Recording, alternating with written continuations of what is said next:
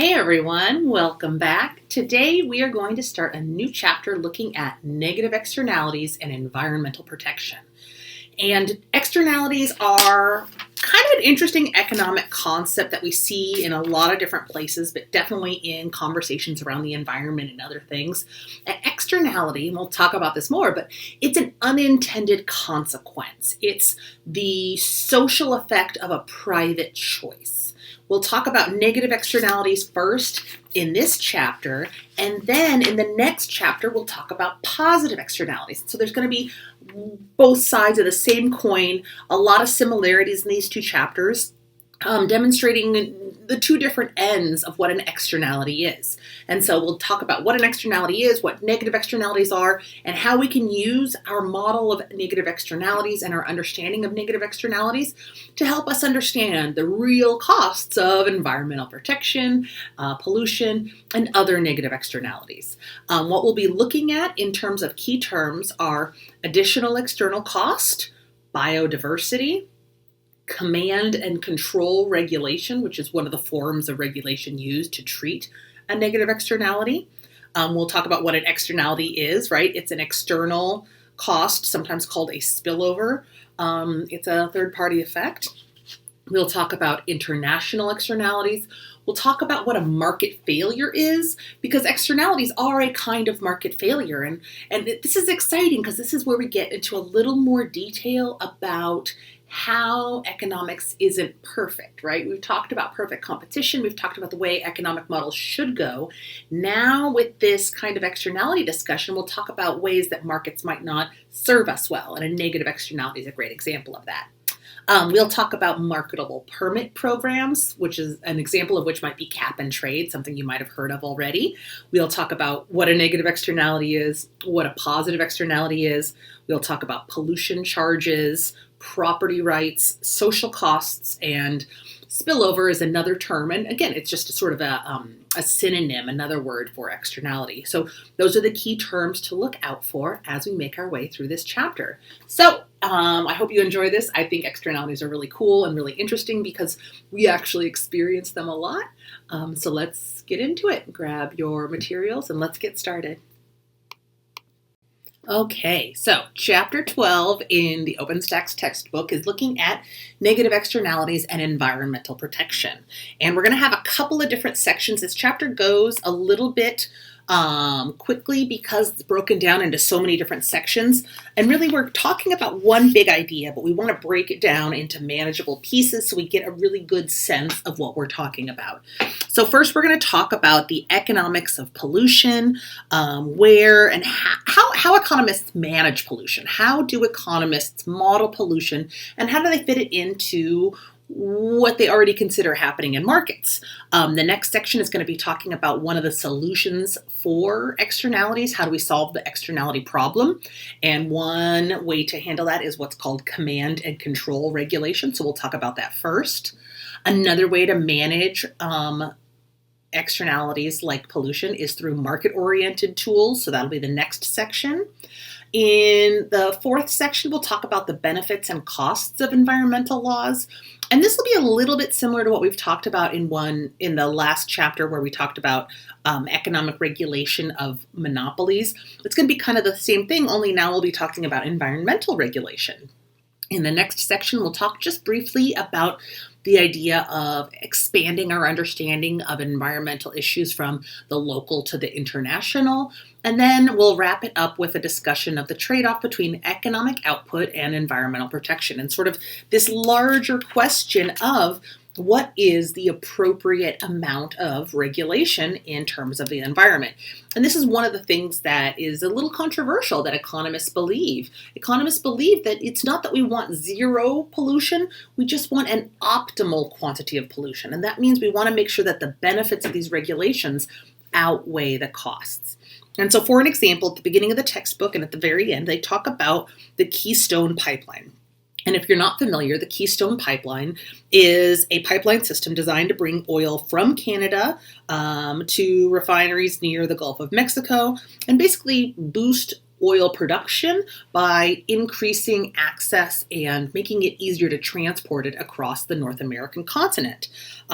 It sounds like a great idea from an economic standpoint, but environmentalists worry because pipelines like these can leak, can crack, can cause a lot of environmental issues. They're not necessarily the safest.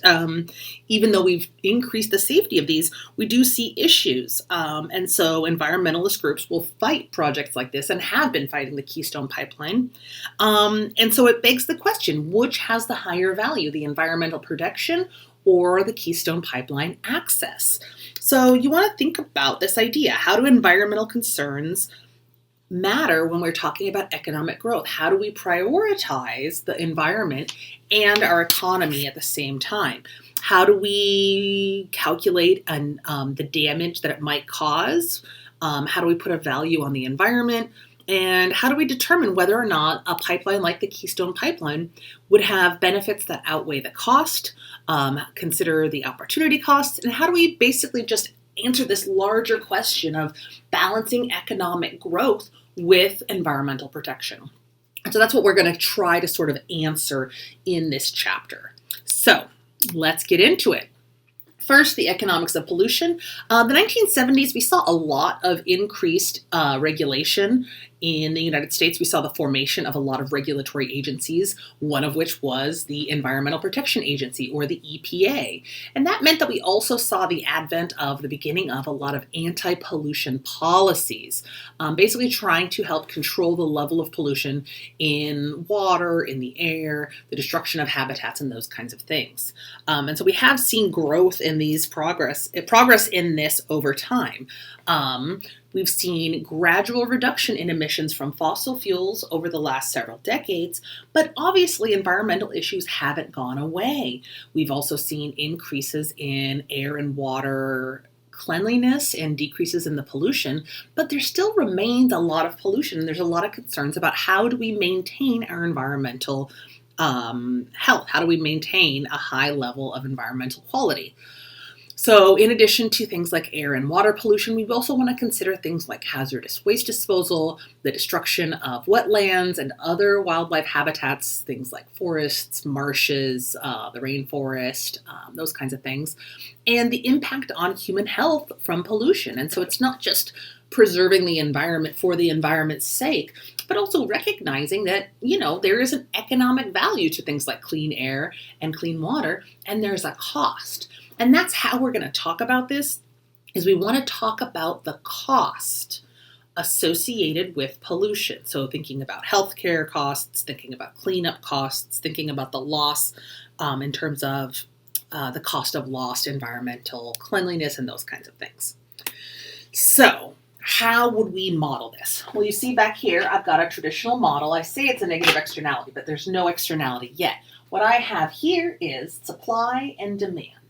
And if we remember, the supply in a market is going to be given by a firm's cost. And so it's equal to the private costs associated with engaging in a behavior. So if I want to start an oil refining company, my oil refining company is going to have costs, right? I have to get equipment, I have to get laborers, there has to be a certain amount of electricity used in the refinement process, maybe I need to build a pipeline, but all those costs are private and built into the supply curve. Just like on the demand side, there are private benefits. People are going to want to buy my refined oil to put in their cars or to build products with or something like that.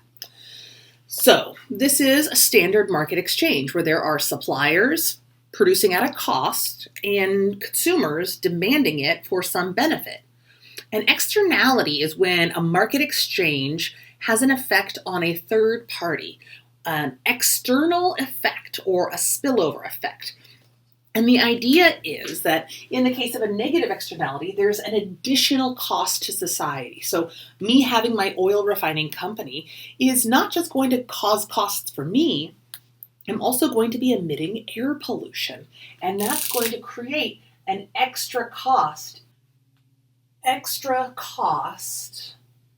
on top of the private cost my firm faces. So my firm faces a private cost in production, and then this externality is an additional social cost on top of it. So a negative externality is an additional cost that a third party has to live with, has to bear the burden of. And so we can think about that being the private cost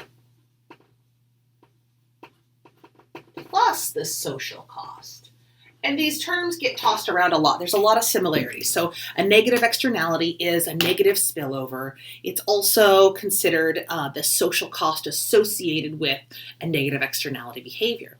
And so externalities are just these unintended consequences, the external or outside or spillover effects. They can be positive or they can be negative. So you can think about if you were driving your car to work or to visit a friend or to go to school or see family, there's a private cost. Just like my firm producing refining oil has a private cost associated with it, I'm also producing a social cost to society. You consuming gasoline has a private cost associated with it. Gas costs however much it costs a gallon. But then there's an additional cost to society on top of that that's going to tend to increase the cost, basically the pollution cost, the social cost of your behavior of buying and using gas.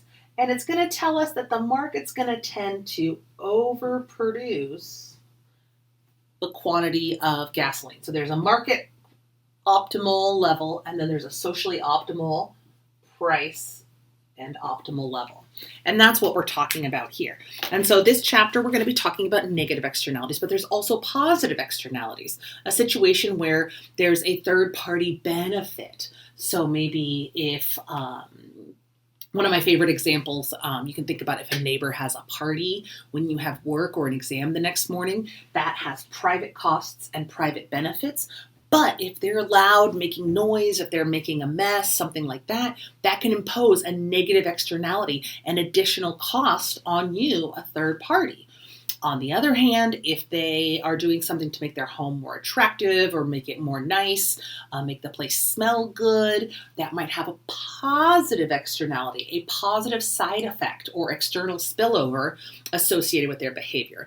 And so we want to think about externalities as being these additional external costs and external benefits or social costs and social benefits. So pollution is our best example of a negative externality. Firms don't intend to pollute, but in the process of production, they do tend to produce some pollution on accident. It's not the goal, it's a side effect, it's an externality.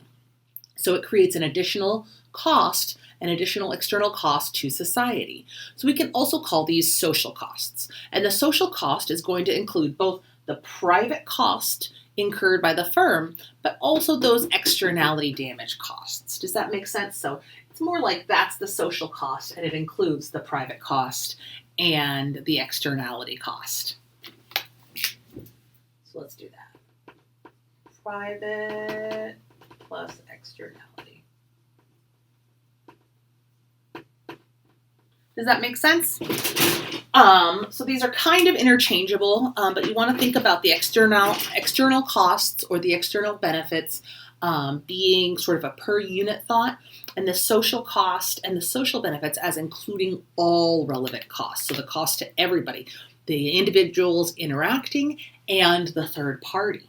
And your book does a great job of graphing this by looking at a firm that will have some private supply curve that takes into consideration their private personal costs of production.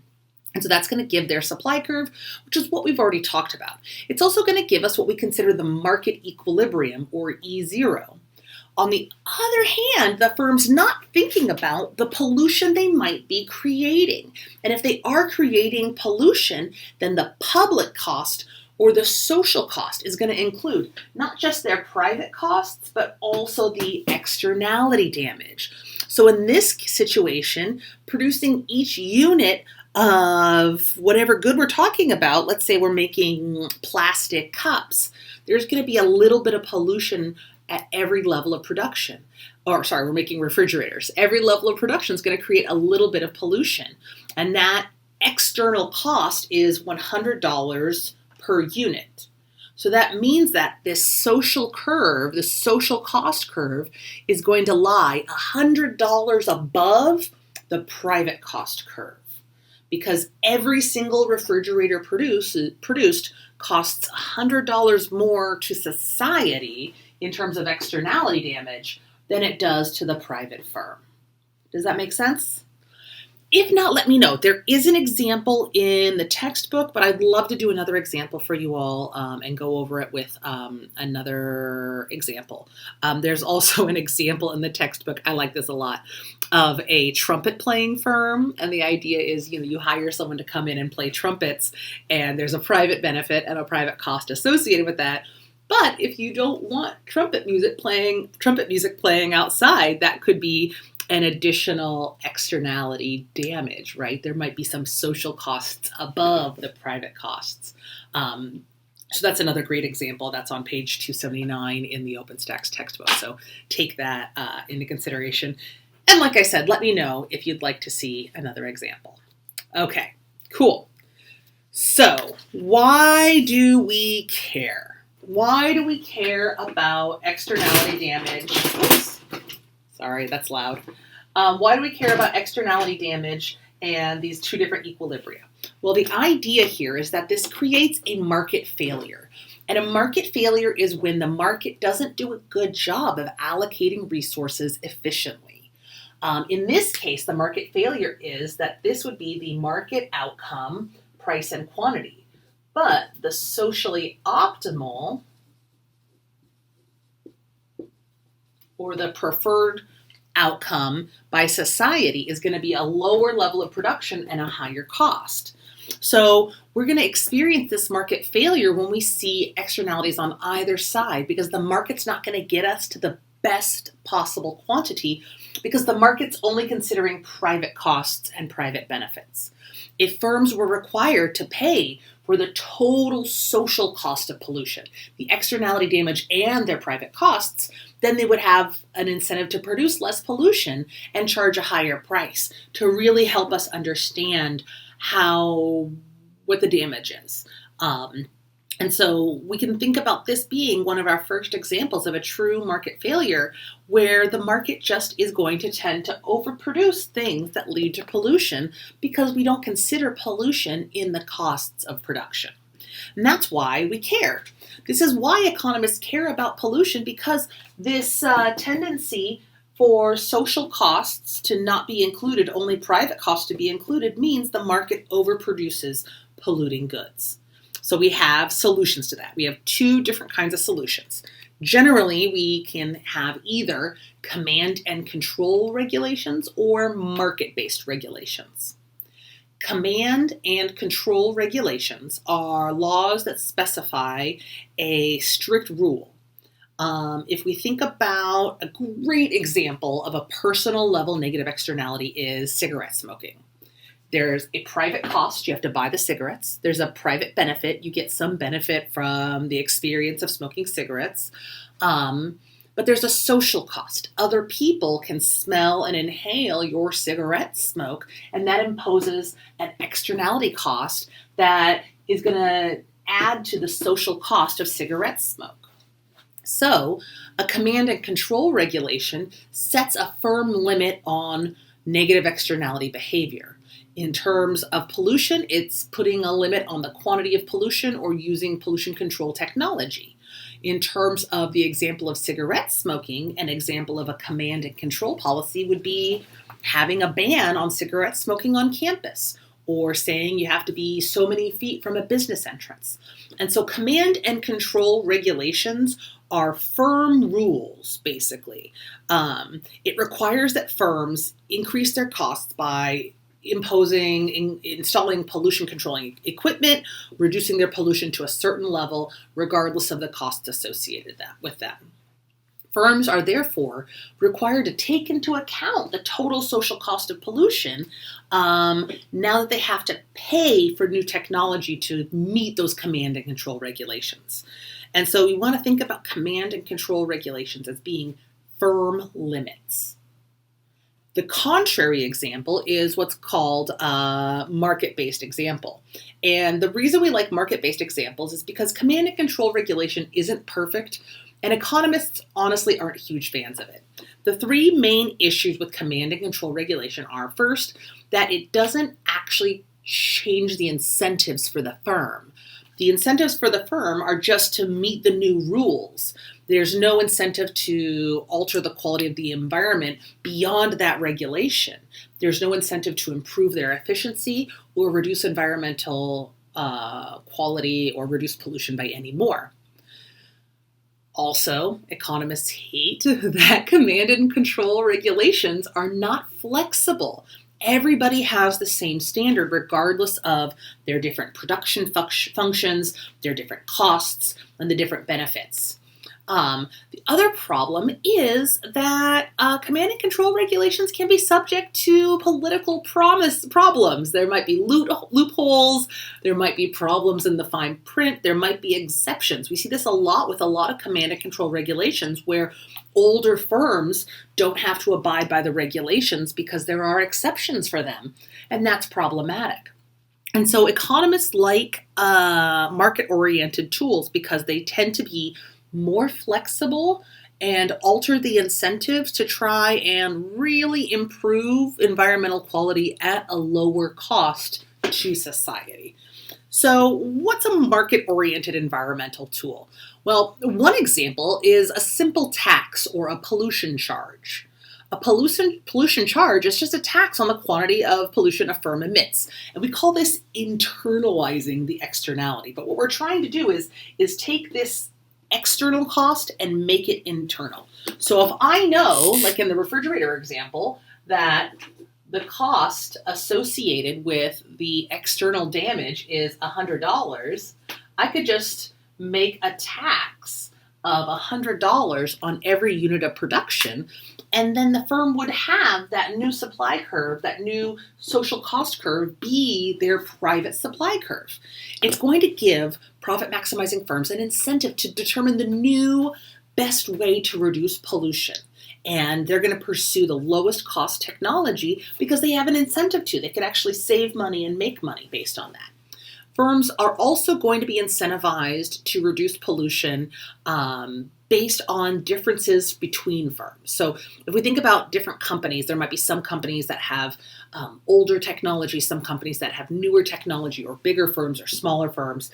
Because we know that firms aren't all the same, we can imagine a world where some firms would have a lower cost of pollution reduction.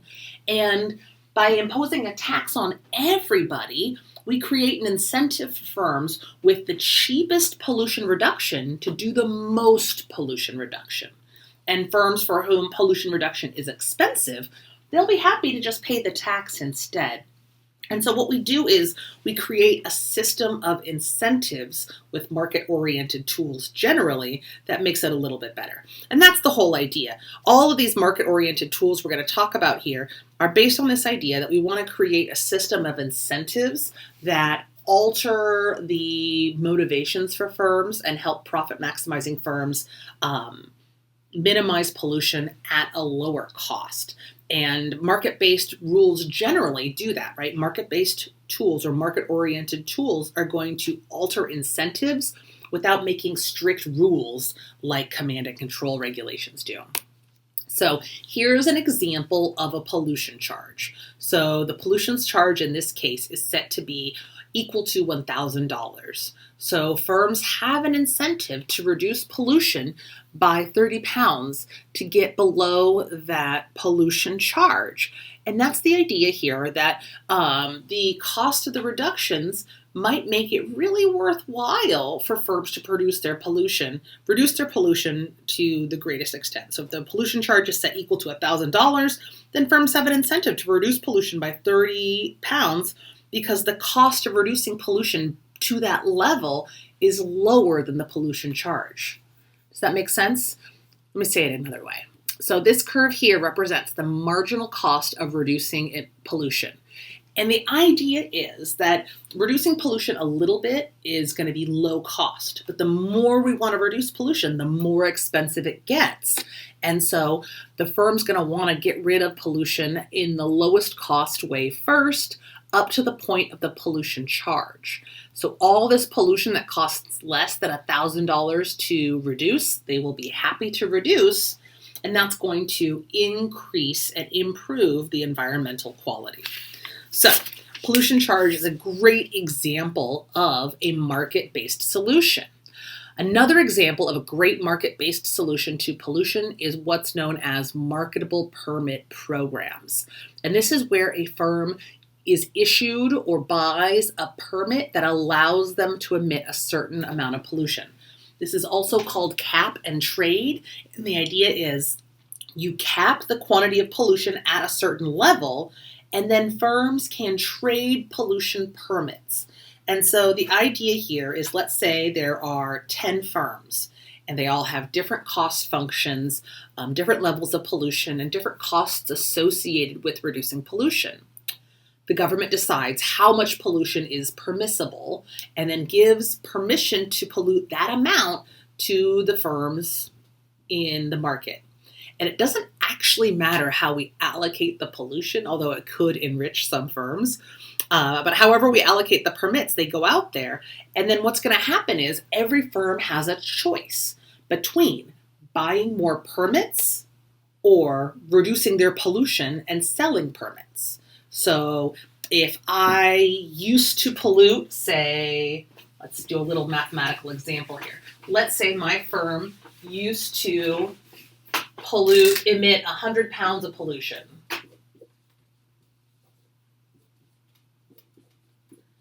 And I get a permit that allows me to produce 60 pounds of pollution. Now, with this 60-pound pollution permit, I have a couple of things I can do. If I want to, I can just reduce my pollution to 60 pounds, abide by the rule, and I'll be fine.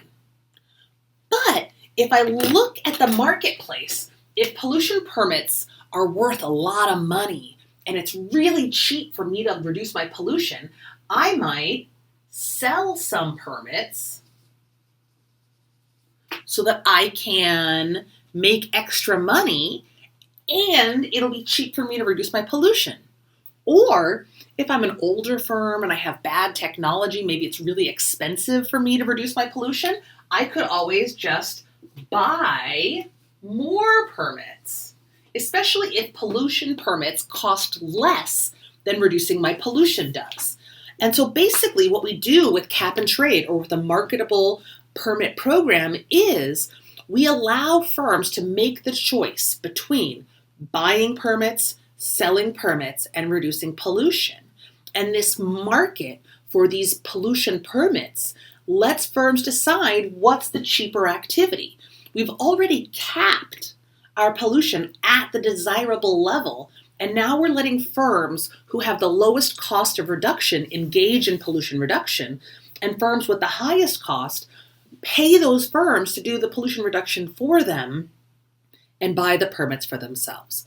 And so the idea is we get to the optimal level of pollution, but at a lower overall cost because we've changed the incentives and we've created a market.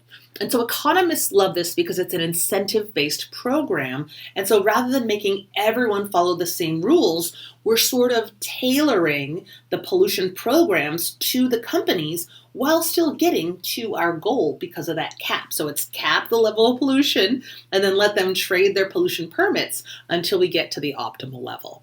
And it's a little bit confusing. There is an example in the book, and it's really cool because this is something that actually tends to work. Economists love cap and trade. It's been fairly productive in Europe and in the US. It's not necessarily loved by environmentalists because a lot of environmentalists believe that there should be no optimal level of pollution, but it's done a pretty good job of getting us where we want to go. The last way that we can try to solve the problem of a negative externality is through better defined property rights. And property rights is just sort of this idea that there are rights to everything. Some things are simple, right? Like I have rights to my keys. I have rights to the things my keys go to, like my car and my house. Those are clearly defined property rights. Some rights are not clearly defined. So how do you define who has rights to the air in my neighborhood or the water in a public lake? If those rights aren't clearly defined, then we can have issues with externalities. So economist Ronald Coase, who won the Nobel Prize in Economics in 1991, said that if we can assign property rights and we can negotiate costlessly, we don't need government intervention to solve externality problems. All we need is to let the well-defined property rights determine who changes their behavior. And so we can think about the example of, let's say we have a town and a company near the town. So let's say we've got a town here with lots of houses, and we have a firm over here, and that's going to put some smokestacks in, and they're going to be creating pollution. And that's going to be our factory. And so they are producing something that has market benefit, but they're also generating that negative externality, right? That's the name of the game today. So if the people want the firm to stop producing so much pollution, we have to figure out who has the right to the air. Does the firm have the right to pollute, or do the people have the right to clean air? Either way, we assign those rights, and then the other party negotiates. So let's say we say, hey, this firm has a right to do business. So if the people want clean air, they have to pay the firm to reduce their pollution. And they'll decide how much they value clean air. They'll decide how much it costs to reduce pollution, and they'll negotiate through property rights. Or we could do it the other way. We could say, hey, listen, they have a right to clean air. So if the firm wants to pollute, they're going to have to pay the household and say, hey, listen, we know you want clean air. What if we pay you a little bit for the inconvenience of a small amount of pollution? And that'll give us the right to produce a little bit, and you'll be compensated. This might sound crazy, but there's a great example of it that took place in Southern California when the Huifeng Foods Company moved their sriracha factory to a community down there, and there was a problem with them roasting chili peppers, and it would emit a really powerful chili smell that irritated a handful of residents. And so there was a lot of negotiation back and forth. First, Huifeng said that they would put new filters on their machine, internalizing some of the cost of pollution. And then when people still complained, it was argued, okay, well, what's the true cost here? And it actually went to the courts to try and see if there was a way to either stop them from producing the chilies, or if they should compensate the households who were harmed, or if the households had to find a way to pay for their own costs associated with the pollution. And so we do see these kinds of Coasean solutions, these Coasean solutions named after Ronald Coase, but these Coasean solutions come around every once in a while. Property rights issues are really, really relevant when we think about things like endangered species and privately owned land. So when we think about one of the things that environmentalists do is they'll buy up land to try and keep it from being developed. So Coasean solutions are everywhere around us. Are they perfect? Not quite. One of the problems with Coasean solutions is that it can be hard to assign property rights. The other thing is the negotiation process can be really costly, and Ronald Coase assumes there's no negotiation process or no cost. So that's a little bit problematic. But we can still see situations where private solutions work all the time. Think about my previous example of your neighbor having a house party. A Coasean solution would be to invite the neighbor to the party, or say, hey, if you're going to call the police, call me first, something like that. So that's an example of a private negotiation trying to solve an externality problem. So that gets us to the next section, the benefits and costs of U.S. environmental laws. And so what we want to think about here is, how do we weigh the benefits of a cleaner environment against the costs of restricting businesses and restricting economic activity? So when we think about the benefits of a cleaner environment, we want to think about things like the reality that people might be healthier, they're going to tend to live longer. We want to think about industries that rely on clean air and water benefiting, so tourism industries, fisheries, farming, any industry that relies on environmental health and well-being. We're going to tend to see property values be higher in neighborhoods where the air is cleaner, the water is drinkable, those kinds of things. Think about recent cases in the news of places where the water isn't that clean, and what do we think is going to happen to property values there? And plus, we can also think about just sort of the simple enjoyment of a clean environment. The idea that in addition to just our health needs, that there might be some social benefits to clean environment and to being able to enjoy it. And we could think about the example of things like ecotourism, the idea that, having a clean environment might be good for tourism dollars.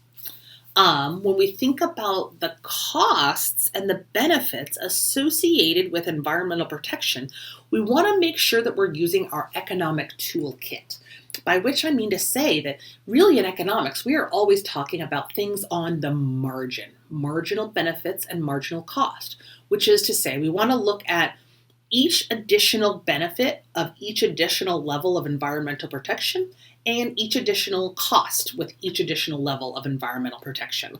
And figure 12.4 in your textbook has a great example of this, but the idea is that the benefits to some environmental protection will accrue very quickly, but the benefits are going to diminish on the margin over time. There'll always be positive benefits, but the difference between the early 1970s benefits relative to really, really small benefits now are pretty great. And then the other idea is that the cost of increasing environmental protection is really low cost at first because we do the easiest things first. But as we try to get to higher and higher levels of environmental protection, it's going to increase costs, not just on households and firms, but on everybody. And so we want to think about the marginal benefit and the marginal cost to help us understand the optimal level of pollution. And this comes from the idea that, listen, reducing pollution comes at a cost. And so if we're going to impose that cost, we want to go ahead and make sure it's worth the benefit. So the marginal costs of pollution are going to tend to be rising over time. The first interventions are pretty low cost, but it's going to get more and more expensive as we reduce pollution by more and more.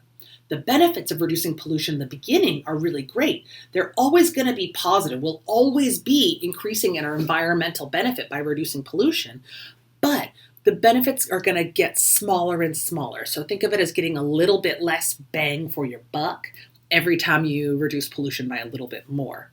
And so when we think about this, we can imagine a graph that kind of looks like this, where we have falling or diminishing marginal benefits and then rising marginal costs. And so if we start out over here with zero environmental protection, getting the environment a little bit better off has a huge benefit and a really low cost. Then we maybe get to QA, where we have a lot of some environmental protection, but we still have a lot of benefit and really low costs. So we could keep reducing our amount of pollution, increasing environmental protection up to the point where we hit QB.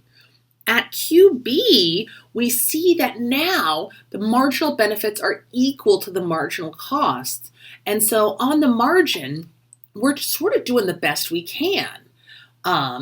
As that level of environmental protection has increased, the benefits are decreasing. They're positive, but they're getting smaller and smaller. And the costs are increasing, getting larger and larger. And so it might not make sense to reduce pollution or engage in environmental protection beyond that QB level. So, for example, if we're at point QC now, the marginal costs are actually greater than the marginal benefits. And that's actually meaning that even though we're reducing pollution and the environment is getting healthier, it's costing us more than it's helping us. So maybe we've cleaned the air and we've cleaned the water and everything's healthy, but now we are making people have to wear gas masks to keep their CO2 from coming out of their mouths. Or everybody has to plant 5 trees in their backyard, but it's getting really, really costly and it's causing property damage because the trees keep falling because there are too many trees. So those are kind of extreme examples, but the idea is there is a point at which we might be improving the environment, but it's not helping us nearly as much as it's harming our economy. And that gets at this idea of the trade-off between helping the environment and keeping our economy running. And so for economists, there truly is a optimal level of pollution, and it's going to be where marginal benefits are equal to marginal costs. So rounding this out, we want to remember, especially when we're talking about things like water and air, those things don't respect international borders. When we're talking about environmental protection, there's a lot of spillover between nations, especially when we're talking about things like global warming, climate change, biodiversity. There's going to be a lot of one country's behavior affecting another country. No nation can reduce emissions by themselves in order to solve the problem of global climate change, and all nations are affected by falling biodiversity. We share the giant watershed that is the ocean.